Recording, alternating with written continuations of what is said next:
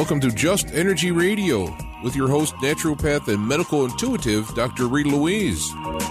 We have learned from Einstein's theory that matter and energy are one. Physicists believe that all systems in nature have their own particular way of vibrating.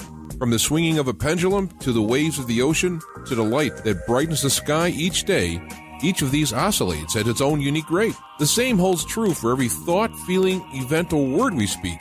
Each has its own frequency or rate of vibration. What many of us don't realize is when we take everything in our universe down to its simplest form, it is all just energy. Join Dr. Rita Louise on a journey through time and space where past, present, and future collide. Today, what you believe may be called into question. What we want to know is, who made up the rules? Be brave and step outside the box. We are about to turn our world upside down and venture into the unknown. Hold on. We are departing our own beliefs and entering alternative realms. Enjoy the possibilities.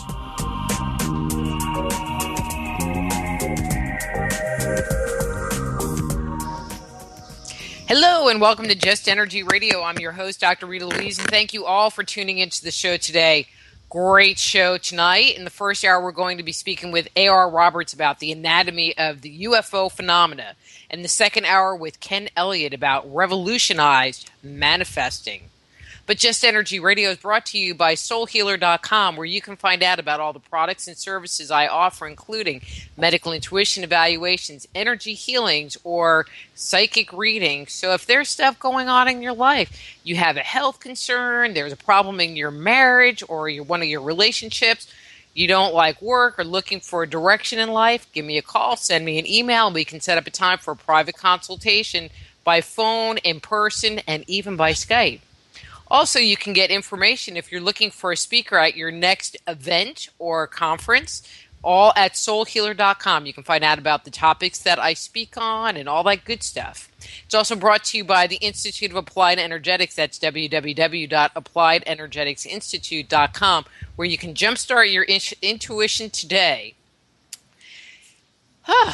Okay. So I hope you all are doing good tonight, and I'm looking forward to a fun and exciting show. So let me tell you a little bit about Alan Roberts, and we will get him on the air. A.R. Roberts was a musician in the 1960s and traveled the country with different groups, one of which appeared on The Ed Sullivan Show in December 1964. He later worked in the hotel industry before opening a photography studio. He became interested in UFO phenomena in 1954 while serving as a volunteer in the Ground Observation Corps. Roberts is now semi-retired and lives in Florida. He is the author of the book From Atom to Omega, An Anatomy of UFO Phenomena. Please welcome to Just Energy Radio, A.R. Roberts. Hey, Alan, how are you? I'm fine, Dr. Rita. How are you doing? I am doing great. It is so nice to have you on on the show. Oh, the pleasure is all mine. Well, we're going to start easy, and then you just never know where we're going to go. Right. I never know. So you have a very interesting background, and I have to tell you, when I was a kid, my mom used to take us to the dress rehearsals of the Ed Sullivan Show. Uh-huh. And we actually got Ed Sullivan's autograph walking down the street. He was walking down the street and was like, wait, there's Ed Sullivan. And we got his autograph. And Victor the Dancing Bear and the Andrews sisters. Exciting. Yeah, anyway. He was a very nice gentleman. He was. But you have a very interesting background. What got you started studying UFO phenomena? Well, and I joined the Ground Observer Corps in 1954. I was the youngest observer on the post. Now, our post was located on the roof of Physicians Hospital, which is up in Plattsburgh, New York, about 26 miles south of the Canadian border on the west side of Lake Champlain, right across from Vermont. And I'd been in the Corps for about a year. It was in the spring of 1955, and they were building a new Air Force base, a SAC base, Strategic Command Base, at the south end of town. And right about that time, people all over town started seeing strange things in the sky. And I'd seen a few things on my watch. I'd go up on Friday night around 9 o'clock, and I'd stay all night. And I had my mother's permission because I was only 15 years old at that time. But, times were a lot different back then, so and a lot safer. But, and I'd seen a few things during my watch that I couldn't explain. But there were two gentlemen from WEAV Radio up in Plattsburgh, the Jim Roddy, who was the news director, and Art Pierce, who was the station's announcer. They had started coming up pretty frequently, several nights a week, several times a week, hoping to see something for themselves. One night, right after I'd gone on duty, they had come up, and they spotted this strange maneuvering light. It disappeared into the glare of the construction lights at the south end of town where they were building this base. And they were pretty excited. It wasn't a conventional type of aircraft. They were sure of that. I didn't see it because I was inside the post on the phone calling in a routine aircraft report. And they were very adamant that there was something out there, and they wanted to go over and investigate. Well, we got to know each other pretty well over the weeks, so they invited me if I wanted to go with them, to go along. And they had my curiosity sparked, so I decided to put the post out of operation for a few minutes and go with them. The nearest we could get to the area was this dirt road that had just been cut through the woods. It was going to skirt the northern perimeter of this base, right where the runways would begin. And eventually it would be a main road connecting the southeast part of town to the southwest part. But right now it's just a dirt road full of muddy ruts, and the car was bouncing like crazy. And, all of a sudden, we're in the middle, surrounded by trees. We really didn't know for sure where we were. So we came to a clearing where it looked like they had parked some of the equipment that they'd used to open up the road. And Jim says, well, I'm going to climb up on the roof of the car and see if I can spot a local city light over the trees, give us an idea of where we are. But he couldn't see anything. The trees were too high. So he got down. He said, well, we'll go a little bit farther down the road. If we don't see anything, then we'll go back. Just as we're ready to get back in the car, the three of us looked up simultaneously, right, all at the same time. Over our heads, just skimming the treetops, was this huge, white, glowing oval thing. And it seemed like it was emitting or dripping sparks. And maybe 5, 6, 7 seconds, it disappeared over the trees. It was just not a sound, moving very silently, just drifting along. Well, the thought of catching up to this thing was out of the question, because of the condition of the road. We never would have been able, to drive fast enough to even think about catching up to it. So we went back to the observation post. And this sighting had bothered me for many, many years. I didn't know what it was. I couldn't explain it. And it took me, it bothered me for actually 33 years. It was 1988 before I decided to even start looking into the subject. And it was just, I wanted to do it just for my own curiosity. And I never realized what a complex jigsaw puzzles UFOs were until I really got into it. And eventually, I discovered there were many pieces that had never been recognized as even being a part of the puzzle. Now, I spent 23 years doing all of this research, and it led me down so many different roads. There were so many different issues, prehistoric petroglyphs and cave paintings. And you've got these amazing architectural achievements, of ancient civilizations, things that we can't duplicate today. Like up in the Bolivian Andes, you got Tiahuanaco and Pumapunku. And Baalbek, Lebanon, you got the Temple of Jupiter with these 1,000-ton stone blocks. I mean, how the heck did they move it? We can't do that today. We got nothing, no machinery or equipment that can move something like that.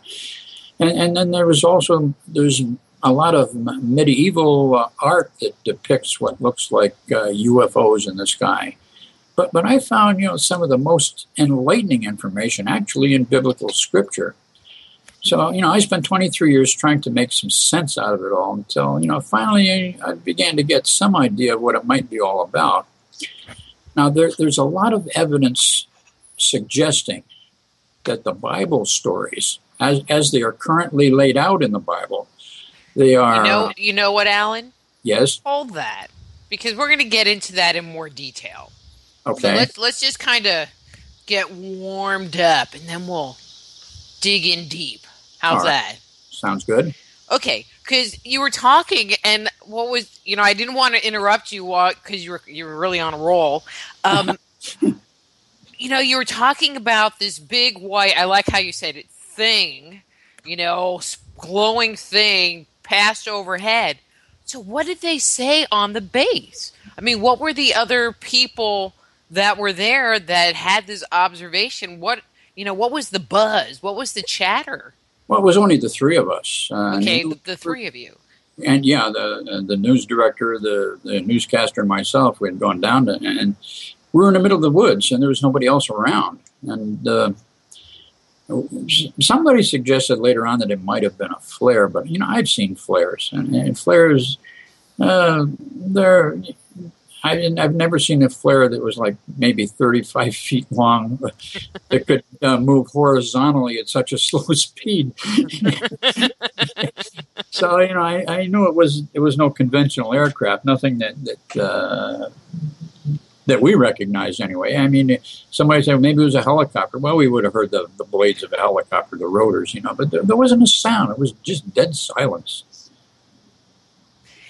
In hindsight, would you be able to relate it to any of the craft that people talk about, like the cigar shape or the basic disc or any of the other kinds that you hear stories of? Yeah, pretty much. I mean, when you read these reports of UFOs, you got all kinds of shapes and sizes. I mean, from maybe 16 inches in diameter up to 300 feet, or in some cases over a mile in length. It all depends on, there's so many different incidents and stories out there.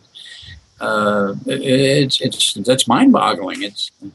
But as far as duplicating what I've seen or comparing what I've seen to something else, I mean, I'm sure there's been other sightings that reports that I've read that sound, fairly similar. And one of the things was that when we saw this thing, it was like everything was happening in slow motion, but not really. And in the book, I describe it as perceptual distortion.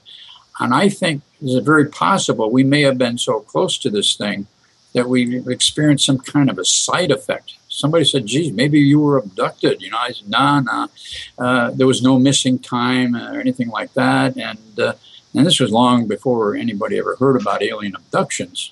But so it was a craft, that I'm sure of. But what kind of craft? I mean, it was just a fuzzy oval-shaped thing, and we estimated maybe 35 to 40 feet above the trees. And the guys estimated it might be 35 to 40 feet in length from front to back. Now, I don't know how accurate that is. And in my book, I describe it as if you take an average-sized watermelon and hold it over your head at arm's length, that'll give you a pretty good idea. In fact, it probably was even a little bit bigger than that. But, it blew my mind. Well, and the reason I'm, kind of probing on this is because your sighting predates Betty and Barney Hill by quite a period of time. And that's really the first report. I mean, we have Roswell, and Arnold and his thing in Seattle, but there's not a whole lot in that interim period that you hear a whole lot of stories about, firsthand, or I haven't. So it's kind of exciting. I mean, yeah. So it's exciting. Okay, you can't on to your book. Okay, go ahead. No, go ahead. No, you can't believe everything you read about. I'm going to give you an example of that. Now, one morning while I was on duty, there was just about sunrise. The sun was just hanging below the horizon. The glow was there. And I looked over to the east, and there's this huge white, it looked like a second sun. And it had this roiling effect. And Jim Roddy, the news director of the station, he stopped by on his way to work that morning, and he looked at it through the binoculars. And he's described it as looking, to him, it looked like an inverted dessert dish. Well, he urged me to call it in. I wasn't going to call it in because, we were getting a lot of negative publicity. And, so he urged me to call in, which I did. I called it into our filter center, which was down in Albany, New York, about 140 miles to the south. And they contacted the St. Albans radar station over in Vermont, which was just somewhat northeast of us. And they didn't have anything on the radar. And they tried to patch me through on the phone to this radar station, that maybe we can affect some kind of a triangulation. But the connection couldn't be made, some kind of a technical problem. So they told me, well, all we can tell you is if it moves or does anything, call us back. Okay. So Jim had to leave for the radio station, and I'm watching this thing. As the sun was coming up, it gradually began to diminish in size. As the higher the sun got, the smaller this thing got. And then pretty soon it had just vanished into nothing. And that's when I realized that's a sundog. Now, it was just 2 or 3 weeks before that. I was in the barbershop getting a haircut, and there was a magazine. I was waiting my turn. I picked up this science magazine. It was there, and there was an article on sundogs. Then I read it, and it was pretty interesting. But I'd never seen one, and when I first saw this thing, I really didn't know for sure what it was. Well, the thing is, about 5 or 6 months later, a friend of mine says, "Oh, I see your name is in Donald Kehoe's book on UFOs." I said, "What are you talking about?" He says, "Oh, this sighting you had up there." I said, "Well, yeah, it had a whole bunch of things that we've seen, but, I had no idea what he was talking about." So he brought the book over to me and showed me. And it's a story on this inverted dessert dish. I said, that was a sundog. Now, how Donald Kehoe, I'm sure you've heard of Major Donald Kehoe. He wrote a whole bunch of books on it back in the early 50s there. How he got wind of this story, I'll never know, because nobody ever contacted me to verify this story or, check details or anything. And as far as I know, I don't think anybody ever contacted Jim Roddy. But I think he probably related this incident to someone who was involved in doing research on UFOs at the time. And I think maybe that person passed it on or something. But anyway, Kehoe, I think, took it as a legitimate sighting, but, had here as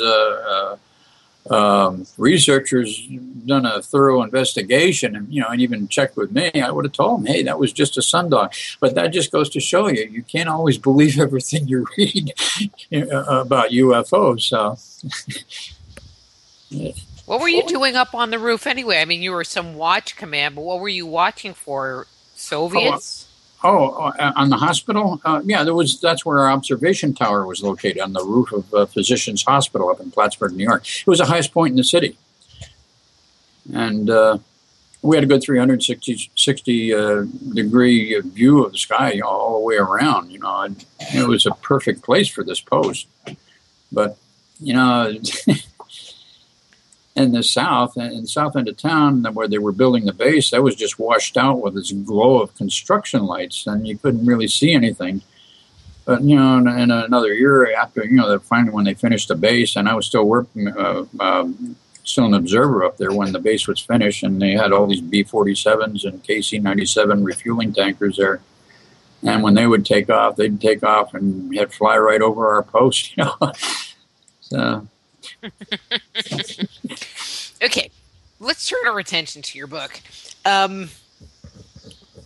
Let's see.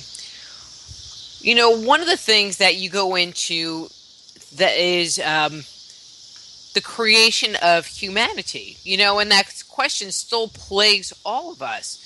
So where do you think we came from? Creation, evolution, or something else? Well, what my take on it is, after I've studied all of this information, I went through the Bible several times very thoroughly. And every time I went through it, I'd find something new. But I was looking at I tried to put aside all preconceived ideas of miraculous, superstitious, or any religious innuendos and that. And I even tried to put the idea of UFOs and aliens out of the picture. I wanted to look at the subject strictly from a logical perspective, study the information, evaluate it, analyze it, see what it revealed, if anything. But it certainly ended up revealing a lot that seemed to suggest UFO activity in the Bible. And from what I've gathered, it pretty much, the Bible itself pretty much reveals that these aliens' intention was to create a new race by using hybrids to infuse upgraded genetic qualities into the existing population. The first attempt with Adam and Eve, whom I suspect were hybrids, ended up in failure. I mean, something went wrong there. He wasn't the perfect law-abiding specimen that they intended him to be. And he was susceptible to negative influences. And all his negative qualities, they were inherited by his children, which, of course, they passed on to their children. But since they were genetically flawed, they eventually had to be destroyed, or at least the greater majority of them were. There were survivors, plenty of survivors. But otherwise, they would have become a dominant and a negative influence over the next race that was going to be created. So, and the intention was, I probably jumped ahead of myself here. What it looks like is aliens are expediting the evolution of the human race on a social, moral, and a technological level. And in a minute, I'll try to get into the reason why they're doing that. So the second attempt to create this race was successful with Isaac, and whom I also suspect was a hybrid, since it says he was born to a 90-year-old sterile woman who was Abraham's wife, Sarah. But he completed the job that was originally intended for Adam. But eventually, his descendants had to be isolated far away from the survivors of the first race in order to protect their hybrid genetic integrity as they grew into a nation. And events were manipulated to where they ended up in Egypt for about 500 years. Now, the first 100 years, they were doing okay, and they were prospering and everything. But after that, that's when the Egyptians began to use them for forced labor, and that lasted for the next 400 years. And during that time, they had grown into a small nation. And that's when this being who was known by the title of the Lord enlisted the help of Moses to liberate them and bring them into their promised land. But first, they had to be sequestered in the desert for a full generation. It was necessary that they had to abandon all of the habits and the traditions that they'd become accustomed to during their 400 years of slavery. They had to be indoctrinated with a whole new set of laws and rules. They had to conform to a whole new set of standards of moral and ethical behavior. Now, when you carefully study the details of this story, it was something that had been planned centuries in advance. Now, the Lord revealed this plan to Abraham 500 years earlier. He told him that his descendants would become enslaved in another land for 400 years, and that he would punish those who had enslaved them, and of course the punishment being the 10 plagues, and that he would deliver them into their promised land. Now, the only part of this plan that wasn't revealed was their 40-year isolation. Now, had the people known that they were going to be stuck in the desert for so long, I don't think that would have been the best incentive, for them to have wanted to follow Moses. So the Bible says that this 40-year isolation was a punishment for their complaining. But again, when you examine the basic elements of the story from a logical perspective, it appears that the Lord had purposely created the situation that forced them to complain. And they were complaining about a lack of water, and they came very close to attacking Moses. But he then used their complaining as an excuse in the guise of a punishment to sequester them for this 40 years. And the indoctrination, that was something that had to be done while they were still all together, before they entered their promised land and began spreading out. Because once they began to spread out, it would have been impossible.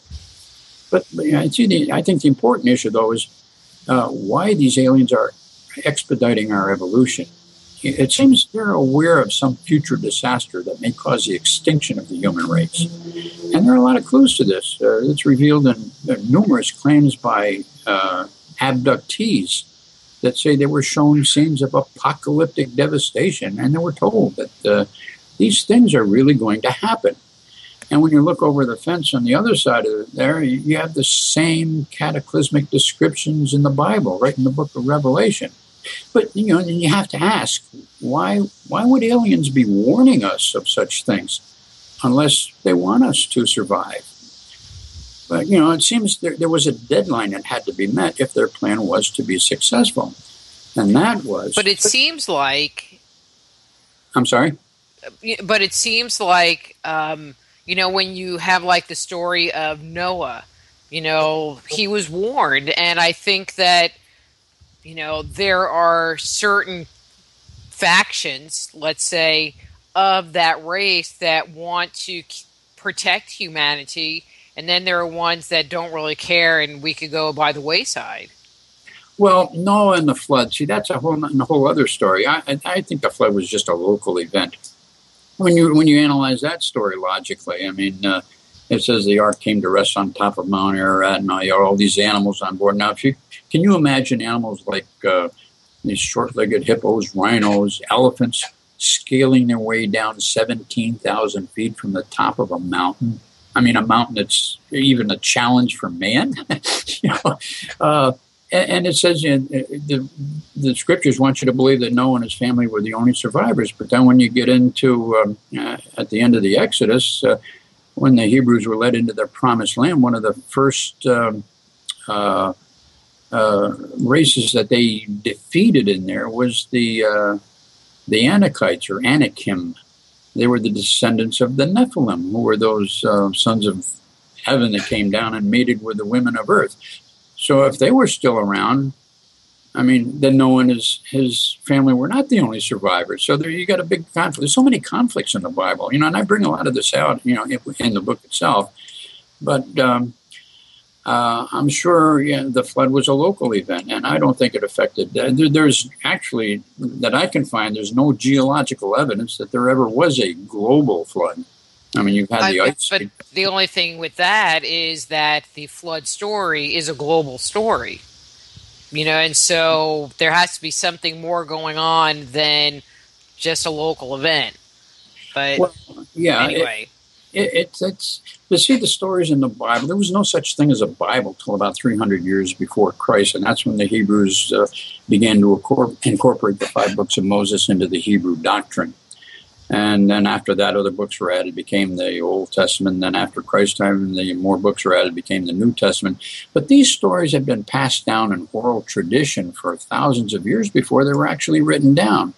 And you can't convince me that over the thousands of years that people were retelling these stories, that these people telling the stories weren't adding their own spin along the way. I mean, today you can't turn around and tell somebody standing behind you a very short story, have him turn around and tell the person behind him the same story, and then by the time it gets to the third or fourth person, all the details are all messed up, and by the time it gets to the 10th person, the story's completely changed, completely out of context. And this can be done in like 15 or 20 minutes. And when you look at the thousands of years that these stories have been passed along in oral tradition, I think there's, I just can't believe that the original meaning of a lot of this was carried through. It's, and I think a lot of the books in the Bible, the stories, I think, were intended to for moral purposes. People were trying to make a moral point, but most of the stories, I believe, are allegorical in nature, and there may be a basis in fact to many of them, which I think is probably true. But the context of these stories, there's so many things. There's so much technology described in the Bible. I mean, it's unbelievable. I know. I have to tell you, it's like one of my favorite parts of the entire Bible is the whole thing with Moses, going on the mountain, having his encounter with God, and all the things that come out of their wandering in the desert. Because it's just amazing. And actually, one of my other favorite parts that no one ever talks about, but you talk about, is the whole thing with the tabernacle. And the Lord comes down to the tabernacle, and then all kinds of people get bumped off. Well, you're probably talking about the Ark of the Covenant. Well, yeah, but the Ark of the Covenant is inside the tabernacle. Inside the tent of meeting, which is the tabernacle was an enclosed area. The Holy of Holies. How's that? It was inside the tent of meeting, and and the Ark of the Covenant. There's so many theories on what that was, and I heard some pretty wild ones. But I mean, right in the very beginning, where it tells where Moses, he gave Moses orders, the description of how to build the ark. And I don't remember the chapters and verse offhand here, but he told in several verses it says that that is where he conversed with Moses. Now, and it was through the atonement cover, that gold cover that they put over the top of the ark that had two cherubim carved into its sides. And it said the Lord would speak to Moses from between the two cherubim. So to me, the Ark of the Covenant was a communication device in which the Lord had created so he can communicate with Moses privately. And Moses is the only one, well, I shouldn't say, Moses and his brother Aaron were probably, and maybe Joshua later on, I think they were the only ones that ever really saw this being who called himself the Lord. And there's even, when he had gone back to Egypt to free the people, and I can't offhand, I don't remember the chapter and verse there, but there's a part there where he admits to Moses who he really was. He said he appeared to Abraham, Isaac, and Jacob as God Almighty, but he never revealed the way it's worded, it says, but by my name, the Lord, I never revealed myself.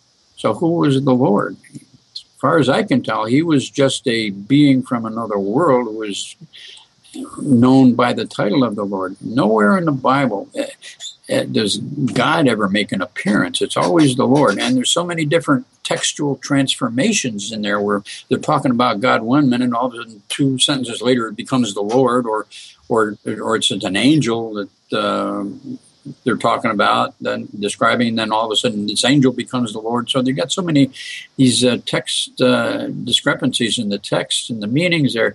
So, and like I say, these stories have been passed down for thousands of years, and the scribes who wrote these down, all they had to go by was the what was passed down in oral tradition, and how much of that is actual fact. And so you've got some of the same stories in other Bibles and other religions, and they vary to some degree. So, what I always wondered, it's like, okay, so this God, quote unquote, the Lord, came down and talked to Moses, and there was this ongoing relationship with him. And it just makes me wonder if he was trying to, obviously there was this manipulation going on between the Lord and then through Moses to get those people to follow his will and to follow him, not somebody else, but him. And it almost gives me the feeling like there's this like power play thing going on, and it just makes you wonder what's going on with the gods, that they're like looking for support on the ground. Yeah. Actually, I don't think the Lord ever really meant to promote himself as God. But he was manipulating everybody to, follow his path. According to the stories, but like I say, religion has played a major part in changing these things around. These stories have been edited so many times by different writers, and it's hard to. I point a lot of this out in the book. In fact, in the very beginning, in the Garden of Eden, when Adam and Eve were in the Garden of Eden, there was no God worship or sacrifices being made to any deity. That didn't start until after they had been expelled. And I think, back then, I think there was really no need to create any God image. I think these aliens were actually face-to-face involved with them back there. But, I agree. But after Adam and Eve were expelled from the Garden of Eden, well, then that changed the picture a little bit. That changed their plans. That's when they had to come up with a contingency plan because Adam wasn't working out and they had to get somebody else. But so it wasn't until after that they were expelled from Eden that they suddenly, these beings made, Adam and Eve and his descendants had to atone for their indiscretions to some higher authority, and that's where suddenly, all of a sudden, these beings became transformed into gods. Well, let me interject here and kind of change direction, kind of. Okay. Okay, so we're talking about Adam and Eve. Where do you place them in time? And I'm throwing in, because you reference Michael Cremo's work and some of these out-of-place artifacts that have been dated back hundreds of thousands of years, not just 4,000 years or 6,000 years. So Right. where do you put Adam and Eve in this whole scheme of things? Well, I think the chronology in the Bible is probably all way off base. But the way, like I said before, the way the books are organized in the Bible, the story it's telling from Adam and Eve right up on to the resurrection of Christ, it seems like it's organized into a metaphorical idea of what they were doing. Not that it actually happened in the sense of the way it's described, but according to biblical chronology, everything started about 6,000 years ago, circa 4,000 to 4,004 BC. But, you've got evidence of human habitation, intelligent humans on this planet from millions of years ago. There's so many. I mentioned in the book, Cremo's book there, I forgot the name of it now. Anyway, it's got 800 pages of archaeological facts and pictures of these things, artifacts, and all of these things that shouldn't have existed. But there they are. There's this footprint that was found in Utah, Antelope Springs, Utah, that's like 6 million years old. And it apparently whoever it looked like a shoe or moccasin, and apparently whoever was wearing it stepped on a trilobite, which you're dating back to the time of about 5 or 6 million years. So who was wearing a moccasin 5 or 6 million years ago? So would you say that was humans? Because there's that whole debate. Was there some pre-existing human race, or was there an alien race here, or something else? That's the question. There were people here, but whether they were human or alien, a lot of it suggests that they were probably human. In fact, the aliens themselves probably look very human. You've got these little grays that you hear about today, but in the Bible, you've got these human-looking aliens, and then you've got abductees report that they've seen what these human-looking aliens, which they're termed the Nordics, I guess you call them today. Many people have encountered them. Travis Walton is one of them. If you're familiar with the Travis Walton story there, when they say he was abducted. I don't believe he was abducted. I think he was taken aboard to heal his injuries that he got from being blasted by one of their things. But that's a whole other story. He was gone for 5 days. Abductees are normally gone for a few hours, and I think they were treating his injuries. But there's so much information when you look at the scriptures. Like I say, I think it was put together to give us the story in a metaphorical sense of what they've been doing. And like I say, I would almost consider it a blueprint of their plan that's telling us what they're doing. So what are they doing? What's their plan? They're accelerating the evolution of the human race on a social and moral and a technological level, because they're aware of something. What for? That. Well, all right. They're aware of some kind of a disaster that we don't even know about yet. Something's going to happen in the future that may cause the extinction of the human race. And that's why you say you've got these alien... but it just makes me go, but why would they even care? We're just some little backwater planet in some corner of the galaxy far, far away. Well, either they created the human race. There's a lot of stories about how that was done. You got the Anunnaki and a whole bunch of other ideas. or they came here and they found a primitive species of the human race that they saw great potential in, but they realize that there's something's coming this way that's going to destroy the earth that we don't even know about yet, but they do. They have the technology to know this, and they think we have good potential, and they're trying to give us a boost in evolution so we can develop the technology to be able to save ourselves when the time comes. And like I said, you've got these little gray aliens telling these alien abductees, showing them visions, scenes of apocalyptic devastation, and they're telling them these things are really going to happen. And you got the same thing in the book of Revelation. And like I say, you have to ask, why would they be warning us of such a thing unless they want us to survive?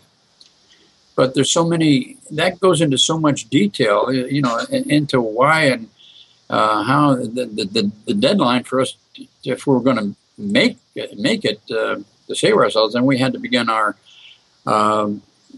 space activities by the middle of the 20th century. And I cite the fact that there are probably a lot of hybrids that were created in the Bible that were also accelerating this process. And the thing is, if they have been creating hybrids over these years, which it certainly appears to be that they have. I mean, it's only logical then that they would have been periodically creating hybrids to accelerate our evolution. They create hybrids with genius qualities that were necessary to give us a boost over that next hurdle. I mean, is it just, look, is it a coincidence the technologies that we have today? Electric power and light, communications, transportation, you've got aerospace technology. They were all introduced by men who were alive at the same time. I mean, you've got Thomas Edison, Henry Ford, Alexander Graham Bell, the Wright brothers, one of the greatest scientific minds of all time, Albert Einstein, and of course, you can't forget Nikola Tesla. They were all alive in 1900, right at the dawn of the 20th century. So I seriously began to wonder, is it possible that any or all of them might have been genetically engineered hybrids that were created to boost our progress and get us into space at the precise time it was needed? And there were other men involved with the same inventions at the same time, ready to step in and take their place if any of these other guys had failed. I mean, had the development of these technologies not taken place when they did, we probably would not have yet put a man in space, let alone on the moon. So what do you think about those people that talk about that there are bases on the moon or bases on Mars, or that we teleport to Mars, and all that stuff that you hear in the UFO community? What do you think about all of that? Well, I think it's entirely possible, but I didn't mention much of that in my book because I was trying to deal with pretty much the known facts. And in part one of the book, I discuss a lot of the current things and pretty much lays out a lot of evidence pertaining to the reality of UFOs. And a lot of this information came from police officers, airline pilots, Air Force pilots, astronauts, very credible people that you can't deny their credibility. I mean, if they say they saw something, they saw something. You can't accuse them of being hallucination. If they were hallucinating, then they weren't qualified to pilot a plane, But as far as these other theories go, pardon me, it is very possible. But I tried to, work with the information that pretty much that I could verify as far as, things like that went, like the face on Mars. I don't know about that. It's possible that it is, but I've yet to see they've yet to prove that. So to me, I've got an open mind to that possibility. But I try to keep an open mind to everything. Everybody's theories, no matter how wacky they may seem at times, but it's possible that they could be right. I'm not. I try not to criticize anybody. I try to look at everything from a logical and common sense perspective. So, pretty much in that area, we're dealing with the current UFO situations, and from current times, I pretty much stuck to what I could know. Is pretty much verified as facts. But when you get into these theories about underground bases and bases on the moon, well, right now they're just theories. I'm open to the possibility that they could be true, but I can't accept it as truth until I can see some evidence, to verify it. So, Okay. I try to be. No, fair enough. And I was just asking because you were talking about this need to get into space, and it seems like, after the 60s, our need to get into space kind of fell away, and Exactly. we've gone and sent the rovers to Mars, but it's I think the American people would be interested, or people of the world would be interested, but no one's showing it. And so, and then there's what's going on around the world as far as education and like lack of creativity. And, it just seems like from the people you were talking about, the Einsteins and Teslas, to now, it's almost like we're de-evolving.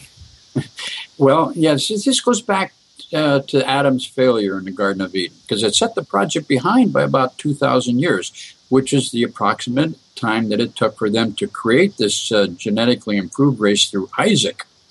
So to catch up, they had to speed things up a bit, and that created another problem, because man's wisdom just could not evolve fast enough to keep pace with an accelerating technological advancement.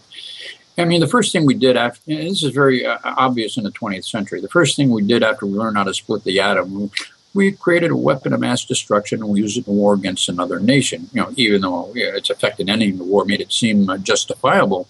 But, since then we polluted our atmosphere and our water supplies with carcinogens and toxic chemicals. The rivers that we swam in as children are polluted with industrial contaminants, and our water's no longer suitable for swimming, let alone drinking. And now we're using nuclear power to supply our homes with energy, but we haven't developed a way to dispose of its waste. It's piling up, and it's going to turn out to be a major problem for our children and grandchildren. So it seems that from the aliens' perspective, they had to stifle our progress until things can be brought back into better balance. I mean, when was the last time we went to the moon? It's been decades. Our space activities are now all of a sudden just limited to Earth orbit. And, it stands to reason, that the more we went to the moon, the sooner we would develop the means to do it faster and more efficiently. So I think that they feel we need to acquire the wisdom to put our technology to better use, in more positive and productive ways. So, like I say, when you examine the biblical text from a perspective of logic and common sense, there's a whole different picture emerges, from what you've been taught to believe. But, well, let's take Adam, for example. The Bible says he was created, not born, which to me sounds very possibly like he could have been a hybrid. In Genesis 1:26, it quotes God as saying, "Let us make man in our image and our likeness, not let me make man in my image and my likeness." Well, certainly, and it sounds like that more than one individual was involved. And then we see that basically the same phrase is used to describe the birth of Adam's third son, Seth. Genesis 5:3, I believe it is. It says, when Adam was 130 years old, he had a son in his own likeness and his own image. Well, if Moses did write the book of Genesis, as it was allegedly dictated to him by the Lord during the 40 years he spent in the desert, well, the Lord was using the same words to describe the birth of Seth as he did the creation of Adam. In Seth's case, the words indicate that he shared the same physical features as his father, meaning that there was a physical resemblance. Well, wouldn't the same interpretation apply to the same words in the creation of Adam? And wouldn't that suggest that Adam and those who created him were also identical in appearance? But if his purpose was to produce a genetically improved race, he was going to need a mate. And since, that it appears that the original plan was for him to have a virtually unlimited lifespan, well, so would his mate. Now, here's the interesting part. The Bible tells us that in order to create Eve, the Lord God put Adam into a deep sleep and took a rib out of his body, after which she closed up the place with flesh. So this means that he required a material substance, which certainly sounds like, well outside the realm conducive to miracles. I mean, let's be logical. God could have just snapped his finger and wished him into existence. But again, when you logically examine the details of this story, It's describing surgical procedures that are performed today in every hospital. The fact that Adam was put to sleep suggests that he was anesthetized, so an operation could be performed. Closing up the place with flesh is describing the closing of an incision, and that's what every surgeon does after an operation. And the footnote that refers to Genesis 2:21, where it says that the words that were interpreted to mean that the Lord God took a rib out of Adam, it can also mean he took part of the man's side, and that could have been anything. And since I suspected genetic engineering, I began to wonder, is it possible that it was a sample of Adam's hybrid DNA that contained elements of his genetic structure that related to longevity that they had to incorporate into Eve so she would have a comparable lifespan? I mean, what other reason could there have been to put Adam to sleep and perform an operation on him to remove something from his body? So, from a logical perspective, you can see where it appears, as I said before, that the stories in the Bible are describing in a very metaphorical way what is or what was going on during that biblical era. And there's so much more. But where it just gets really weird is, you just fast forward, not that much time, and you get to Cain and Abel, and Cain kills Abel. And then Cain gets banished to the land of Nod, which is populated, except it's not his relatives. Exactly. So they're right What's there. With that? It proves there was more people on the earth in those times, that they were not the only human beings on the earth. When Adam was not the only human being when he was created, there were already people who was already here, and science has already proven that. If you take the biblical chronology that everything began 6,000 years ago, obviously, I think they're just putting the Bible together in a metaphorical sense to tell us, basically a blueprint of what's been going on for the past 6,000 years. And then you've got this. In Genesis 3:24, it says, a flaming sword flashing back and forth was installed at the entrance to the Garden of Eden to protect the tree of life after Adam and Eve had been expelled. But actually it was to prevent them any further access to it, since allegedly it was a source of their longevity. Well, a flaming sword flashing back and forth sounded to me like a mechanical device with moving parts, a moving beam of light. And we have the same thing today. It's a security device that uses a sweeping laser beam. And there's so many other references to technologies in the Bible. You've got this brilliant light that appears to be associated with some process of teleportation. And the Bible tells us the angel that broke the apostle Peter out of jail appeared in his prison cell suddenly out of a brilliant flash of light. The angels that appeared at Christ's tomb appeared like lightning or in a bright flash of light. At Christ's transfiguration, it says he took Peter, John, and James with him up on top of a mountain to pray. Then he was suddenly engulfed in this very bright light. But that happened at the very same instant that Moses and Elijah appeared standing beside him. And how did they get there? It doesn't say that they walked out from behind a tree or a bush or from up the mountain path. They just suddenly materialized beside Christ. Doesn't that suggest that Christ was engulfed in the bright light of this teleporting beam that delivered the two men? You got this same bright light. I have to tell you, Alan, it's like it just made me start to laugh. I'm just sitting there thinking, okay, so now Moses and Elijah are standing on the mountain with Jesus, and they're both going, "Oi, I've had some missing time." That's very possible. But I have to tell you, we have 1 minute or 2 minutes before the music is going to start rolling. So we need to kind of wrap up. This hour went way too fast. Way too fast. And there's a lot of other details I would like to have brought out, especially, the long lives of Adam and Eve, why it took them 130 years to produce 3 children, why the aliens waited 1,000 years before they wanted to eliminate them. There's a whole bunch of other information, especially about Moses. I go in the book, I go into very detailed analysis, verse by verse, of Ezekiel's encounter in a very logical and common sense way. And there's very surprising details describing Christ's role in this project. So I wish I had time to get into all this, but maybe if you ever want me back, I can, eventually get, go into some of it all in. We could get into more detail. That would be pretty fun. Yes. But for today, so let's see. If people want the book, Amazon, all the regular outlets. Yeah, Amazon, Barnes & Noble, iUniverse, the publisher, It's available hardcover, softcover, ebooks, Nook and Kindle. And So if people want to get a signed copy, can they like get one from your website or anything like that? I haven't got anything like that set up as yet. I'm attempting to do that, and I will put it on my website as soon as I do. But my website is www.fromatomtoomega.com, and there's a lot of information there too that pretty much give me a pretty good idea about what the book is about. And there's a little bio of myself on there and how I got started and involved with the whole thing. Some pictures, some book signing I did out at USC in California in April 2013, and a bunch of other stuff. And I've got links to your site on there too. And yay! Well, cool. Alan, thank you so much for coming on the show. I know the music's going to start rolling here in a second, and I am going to have to let you go, even though I don't want to. Okay? Well, bring me back sometime, and we'll have some more fun. Okay. Sounds perfect. Okay. All right. You have a great night. Thank you. You too. All right. Bye. Bye-bye. That's A.R. Roberts. His book is From Atom to Omega, An Anatomy of UFO Phenomena. His webpage is From Atom to Omega. And we will be back with Ken Elliott after these words from our sponsors.